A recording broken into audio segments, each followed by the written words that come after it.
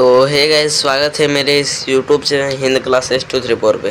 तो आप सबका जो क्लास 9 का साइंस का वीकली टेस्ट होने वाला है, ठीक है। तो उसका जो है मैं मतलब ओरिजिनल टाइप का एक क्वेश्चन लेके आया हूँ, ठीक है। तो इसलिए इस वीडियो को शुरू से लेकर अंत तक देखिएगा, ठीक है। और ये वीडियो किस प्रकार आपको लगा वो आप कमेंट करना ना भूलिएगा, ठीक है। और डिस्क्रिप्शन में व्हाट्सएप ग्रुप का लिंक दिया हुआ है, वहाँ से जाके जुड़ना ना भूलिएगा, ठीक है। तो चलो वीडियो को शुरू करेंगे, ठीक है। तो चलिए शुरू करते हैं वीडियो को। क्वेश्चन क्यों चलते हैं। हाँ, पहला क्वेश्चन क्या बोल रहा है, निम्न में कौन पदार्थ है, ठीक है। तो पदार्थ किसको कहते हैं इसको समझते हैं। पदार्थ किसे कहते हैं, किसे कहते हैं। तो पदार्थ किसे कहते हैं, पदार्थ उसको कहते हैं जिसका मतलब द्रव्यमान हो, घनत्व,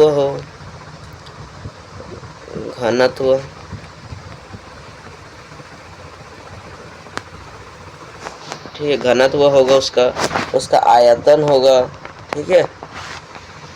मतलब पदार्थ उसको कहेंगे जो स्थान घेरता हो, जिसका द्रव्यमान हो, ये सब को हम पदार्थ कहेंगे, ठीक है। तो यहाँ से ऑप्शन सबको देख के देखते हैं किसका द्रव्यमान है, किसका घनत्व है, किसका आयतन है, ठीक है, किसका आकार है। ये भी होता है, आकार भी होता है, ठीक है।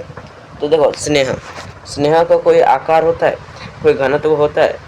आकार तो होता नहीं है, घनत्व होता नहीं, उसके बाद द्रव्यमान होता नहीं है, आयतन होता है नहीं होता है, ठीक है। तो ये तो सरासर गलत, क्यों स्नेह जो है ना हमारा मन की भावना है, तो पदार्थ कैसे होगा, नहीं होगा। ये गंध कोनो पदार्थ है नहीं, गंध भी पदार्थ नहीं है, ये गंध भी पदार्थ नहीं है। घृणा पदार्थ है, ये भी मन का भावना है, ये भी पदार्थ नहीं है। वायु पदार्थ है, वायु का आयतन होता है, द्रव्यमान भी होता है थोड़ा सा, ठीक है। तो इसीलिए ऑप्शन नंबर डी आंसर हो जाएगा, ऑप्शन नंबर डी। ओके, चलो दूसरा क्वेश्चन क्या चलते हैं। दूसरा क्वेश्चन आपका यहाँ पर देख सकते हो।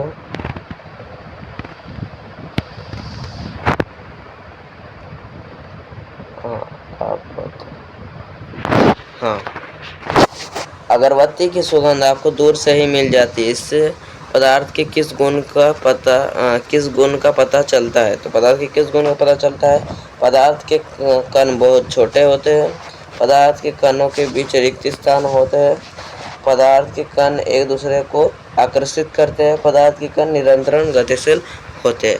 तो क्या पता चलता है, तो जो मोमबत्ती का जो गंध है ये फैल रहा है, ठीक है। हमारे आंखों तक, आंखों नहीं, नाक तक पहुंच रहा है। तो किस पर पहुंच रहा है, पदार्थ के कण निरंतर गतिशील होते हैं। ये हो जाएगा ऑप्शन नंबर डी। तीसरा नंबर क्वेश्चन, दो विभिन्न पदार्थों के कणों का श्वेत मिलना क्या कहलाता है। विसरण, मूलना, संपीड़ित, वाष्पीकरण। तो क्या कहलाएगा, दो विभिन्न पदार्थों का मिलना क्या कहलाता है, श्वेत मिलना कहलाता है विसरण, option number A. Okay, option number A, ठीक है। चलो अब थोड़ा 4 नंबर क्वेश्चन क्या चल रहा है। 4 नंबर क्वेश्चन पूछ रहा है, 200 किलो 200 क्या बोल रहा है, ये केल्विन, 200 केल्विन तापक्रम बराबर होता है, ठीक है। तो हम लोग देखो, केल्विन टू सेल्सियस करने के लिए हम लोग क्या करते हैं, केल्विन टू सेल्सियस करने के लिए क्या करते हैं, 273 माइनस करते हैं, ठीक है। और यहाँ पर अगर हमको करना है सेल्सियस टू केल्विन, क्या करना है, तो क्या कहेंगे, 273 प्लस करेंगे। तो हमको करना है केल्विन टू सेल्सियस। तो यहाँ पे सॉल्व करते हैं, केल्विन टू सेल्सियस, तो केल्विन कितना दिया हुआ है, 200 डिग्री, हाँ 200 है। केल्विन टू सेल्सियस, तो माइनस करना होगा, तो -273 कर देते हैं। 200 में से -273 करेंगे तो कितना आएगा, तो -73 आएगा। कितना आएगा, -73। तो ये ही हो जाएगा आंसर। ऑप्शन नंबर कौन सा है, ऑप्शन नंबर बी। चलो अब हो रहा है 5वां नंबर क्वेश्चन, किस अवस्था में अणुओं की ऊर्जा अधिकतम होती है। ठोस में, गैस में, द्रव्य में, इनमें से कोई नहीं। मतलब अणुओं की ऊर्जा अधिकतम होता है और उसका मतलब मिल जाता है। अणुओं की ऊर्जा जो होता है ना ये अधिक होता है। तो किसमें अधिक होता है? तो किसमें ज़्यादा स्पीड से मिल पाता है? किसी भी वायु में ही मिल पाता है ना वस्तु ज़्यादा स्पीड से। तो इसलिए अणुओं की ऊर्जा किसमें अधिकतम होता है? तो गैस में कोई भी चीज़ पूरा जल्दी मिल जाता है, ठीक है, इसलिए ऑप्शन नंबर बी। चलो छठा नंबर क्वेश्चन हो रहा है, निम्न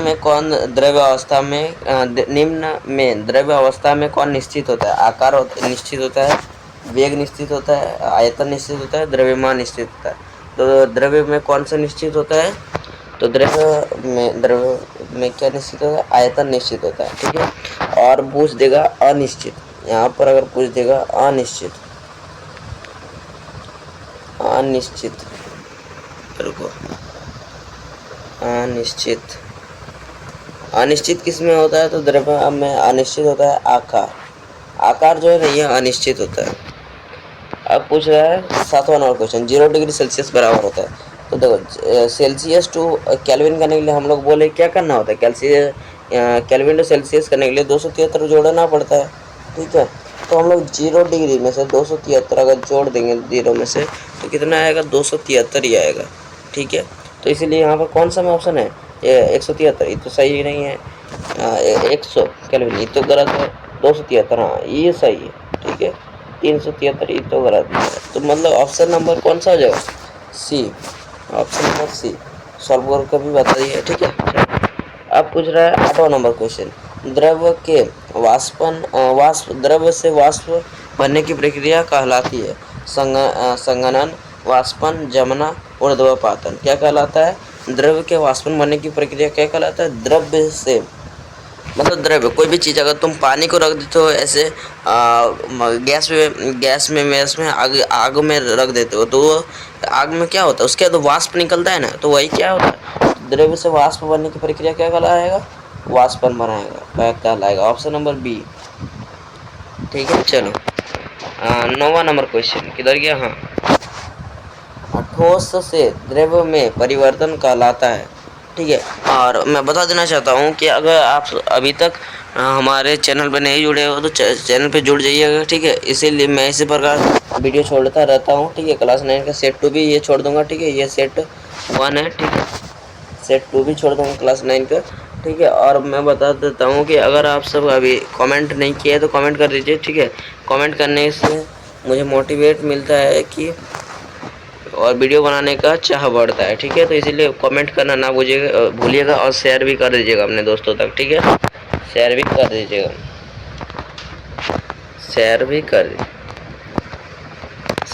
दिएगा, ठीक है। ठोस से गैस में परिवर्तन कहलाता है। ठोस से गैस में परिवर्तन क्या कहलाता है? ठोस से सीधे गैस में होता है ना, तो ये हो जाता है ऊर्ध्वपातन। तो ठोस से सीधे ही गैस में हो रहा है तो क्या कहलाएगा? ऊर्ध्वपातन कहलाएगा, ऑप्शन नंबर डी। पदार्थ की किस अवस्था में अंतर्नाविक बल प्रभावित होता है? तो अंतर्नाविक बल किसमें बोल रहा है? प्रभावित होता है। तो किसमें होता है? ठोस में होता है, द्रव्य में होता है, गैस में होता है, इनमें से यहाँ पर थोड़ा ये होगा, इनमें से कोई नहीं, ठीक है। तो क्या हो जाएगा इसका आंसर? प्रबल होता है मतलब मजबूत होता है। किसमें अंतर्नाविक बल मजबूत होता है? मतलब कण किसके पास होते हैं? तो ये पदार्थ है, ये क्या है? पदार्थ वस्तु है, कोई भी वस्तु, कुछ भी वस्तु मान लो, ठीक है। पदार्थ और वस्तु एक ही है, ठीक है। ये मानो वस्तु है कोई, इसके कण जो है ना, बहुत नज़दीक होते हैं, ठीक है। इसके कण जो होते हैं नज़दीक होते हैं, इसलिए इसका कण क्या हो रहा है? अंतर्नाविक बल प्रबल होते हैं। तो किसी को माना पूरा नज़दीक होते हैं तो ठोस में होते हैं, तो कितना नज़दीक। द्रव्य में बोलोगे ना तो द्रव्य में इतना दूर होगा। और गैस का तो बोलना ही नहीं होगा, इतना ऐसे कण होगा, ठीक है। तो समझ गए होंगे, इसलिए ये हो जाएगा ठोस, ओके। चलो 11 नंबर क्वेश्चन बोल रहा है, गैस के कणों के बीच आकर्षण बल होता है, अधिक होता है, कम होता है, अत्यधिक होता है, इनमें से कोई नहीं। तो गैस जो होता है ना, अभी ऐसा बताया, तो गैस के कण ऐसे होता है। तो ज़्यादा कण कितना डिफरेंस देखो, कितना डिफरेंस, वो ज़्यादा डिफरेंस है। तो इसलिए आकर्षण बल जो होता है ना एक कम होता है, ठीक है। Option number B. अब अब बोल रहा है निम्न में कौन समांगी मिश्रण है। समांगी मिश्रण कौन है? समांगी मिश्रण मतलब जो जल में पूरी तरह घुल जाए उसे कहेंगे हम समांगी मिश्रण। जल में पूरी तरह हमारा जो ये है हमारा, आप सबको सिर्फ ज़्यादा से ज़्यादा दिमाग देना है, मतलब अच्छे से पढ़ाना है, ठीक है। तो इसीलिए हम लोग ज़्यादा से ज़्यादा बता देते, वीडियो थोड़ा लॉन्ग हो जाता है, ठीक है। इसीलिए तो क्या होता है समांगी मिश्रण क्या है? वायु समांगी मिश्रण नहीं, जल में तो ये मिलेगा नहीं, मिलेगा पूरी तरह।